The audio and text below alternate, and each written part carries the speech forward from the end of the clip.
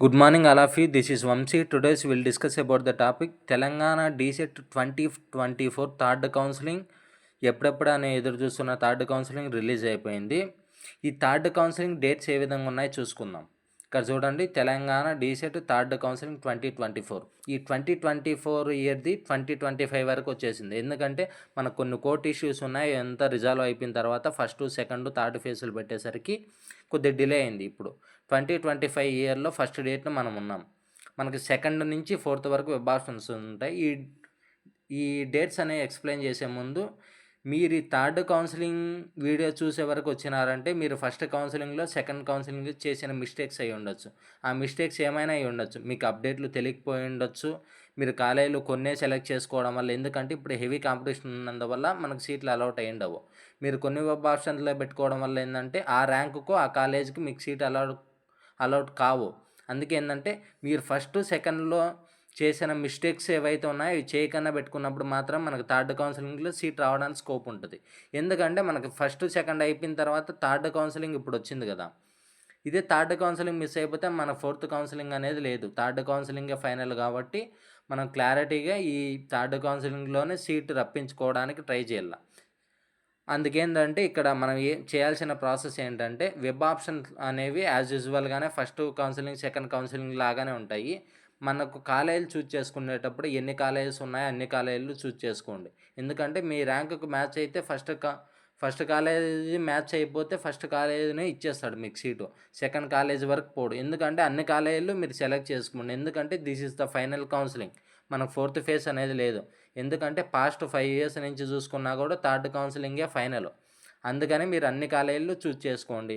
ఎప్పటి నుంచి ఇవి వెబ్ ఆప్షన్స్ ఉన్నాయి ఇక్కడ చూడండి డేట్స్. 2 January 2025 నుంచి 4 January 2025 వరకు మనకు వెబ్ ఆప్షన్స్ అనేవి ఏ కాలేజీలు కావాలో వెబ్సైట్లో మనం పేమెంట్ కట్టి చూజ్ చేసుకోవాలి. దాని తర్వాత అలాట్మెంట్ ఆఫ్ సీట్స్ అంటే మనం కాలేజీలు సెలెక్ట్ చేసుకుని ఉంటాం కదా, నీకు ఏ కాలేజ్ వచ్చిందనేది మనకు 9th January 2025 మనకు తెలుస్తుంది.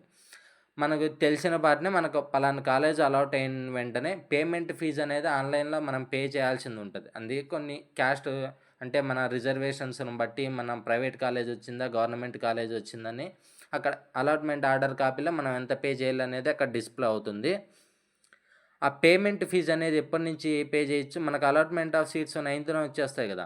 ఆ 9th January 2025 నుంచి మనం 13 January వరకు మనం పే చేయొచ్చు. ఎంత 9, 10, 11, 12, 13 అంటే 5 days వరకు మనకి ఛాన్స్ ఉంటుంది పేమెంట్ ఫీ అంటే పే చేయడం కోసం ఆన్లైన్లో మనం.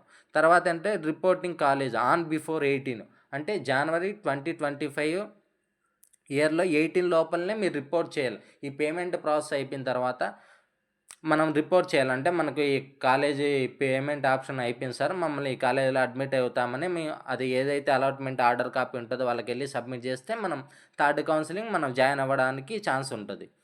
మనం చేయాల్సిన ప్రాసెస్, మనం చేయాల్సింది 4 steps. వెబ్ ఆప్షన్ చూజ్ చేసుకుంటాం, ఆర్డర్ కాపీ వస్తానే పేమెంట్ పెట్టుకుంటాం, పేమెంట్ అయిపోయిన తర్వాత కాలేజీకి వెళ్ళి రిపోర్ట్ చేస్తాం. ఈ ప్రాసెస్ ఇలాగే ఉంటుంది. మన వెబ్ ఆప్షన్స్ ఏ విధంగా పెట్టుకోవాలనేది నెక్స్ట్ వీడియోలో అప్డేట్ ఇస్తాను మీకు. మీరు ఛానల్ని సబ్స్క్రైబ్ చేసుకొని బెల్ ఐకాన్ని యాక్టివేట్ చేసుకోండి. ఈ DSETకి సంబంధించి ఎటువంటి అప్డేట్లు ఉన్నా కూడా మీకు అప్డేట్ ఇస్తాను. మీకు ఇంకా ఏమైనా డౌట్స్ ఉంటే 8328367218 నెంబర్కు టెక్స్ట్ మెసేజ్ కానీ కాల్ అయిన చేయండి. నేను అప్పటికి రెస్పాండ్ అవ్వకన్నా కూడా ఆ రోజు లోపల ఎప్పుడో ఏదో టైంలో ఫ్రీగా ఉన్న టైంలో మీకు రెస్పాండ్ అయ్యి మీకు ఆన్సర్ చేస్తాను. Thank you all of you.